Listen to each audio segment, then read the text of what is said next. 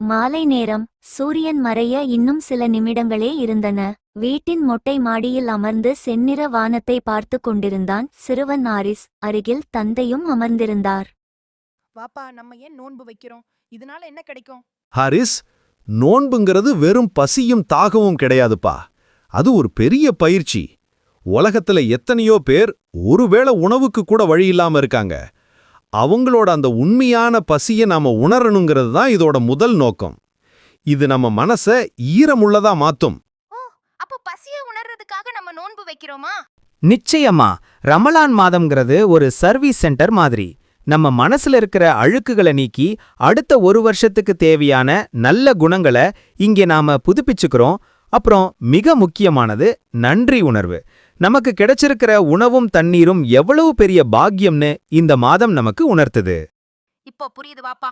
நோன்புங்கிறது வயிற்றுக்கு மட்டும் கொடுக்கிற ஓய்வு இல்ல, மனசுக்கு கொடுக்கிற பயிற்சி. அது மட்டும் இல்ல, நோன்பு நம்ம பொறுமைய வளர்க்குது. முன்னாடி சாப்பாடு இருந்தும் தாகம் இருந்தும் இறைவன் நமக்காக விதிச்ச நேரத்துக்காக காத்திருக்கோம்ல, அந்த சுய கட்டுப்பாடு நம்ம வாழ்க்கையில மத்த நேரங்கள்லயும் தவறான விஷயங்களை செய்யாம இருக்க உதவும். கோபப்படாம இருக்கிறது, மத்தவங்கள பத்தி குறை பேசாம இருக்கிறதுன்னு நல்ல குணங்களை வளர்க்கிறது தான் உண்மையான நோன்பு.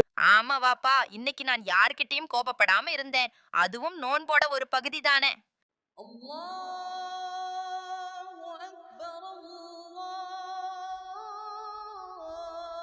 சரியா சொன்ன ஹாரிஸ். இதோ பாங்கு சொல்லிட்டாங்க. பேரிச்சம்பழத்தை எடு, இறைவனுக்கு நன்றி சொல்லிட்டு நோன்பை திறப்போம்.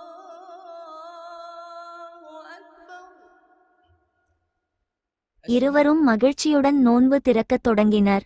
ஆதித்தின் முகம் பசியால் வாடியிருந்தாலும் மனது நோன்பின் தத்துவத்தை உணர்ந்த பெருமிதத்தில் பிரகாசித்தது. அனைவருக்கும் இனிய ரமலான் நல்வாழ்த்துக்கள்.